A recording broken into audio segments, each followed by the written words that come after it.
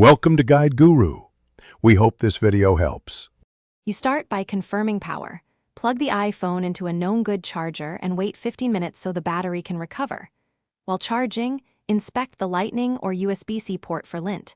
Use a soft brush or a short burst of compressed air. Once done, make sure you have a Mac or PC with the latest Finder or iTunes and the matching cable. This saves time if you need to restore. Now you're ready to attempt the first reset step. You perform a force restart now. Use the model-specific button sequence and hold until the Apple logo appears. This clears transient software hangs.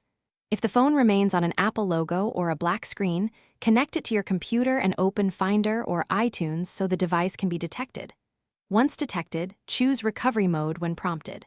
Try Update first. That reinstalls iOS without erasing data. If update fails, the restore option will reinstall the system but will erase data, so proceed consciously. You complete the process by setting up the iPhone and restoring from a backup if one exists. This returns your settings and data. Then verify hardware health. Open settings to check battery health, test the screen responsiveness, and confirm the port charges consistently. If problems are intermittent after a successful restore, make sure to toggle settings like background app refresh and check for app updates. These can cause reboot loops. If issues persist, book a diagnostic with Apple support or an authorized repair as the final step. Thanks for watching. Consider subscribing if we helped you today.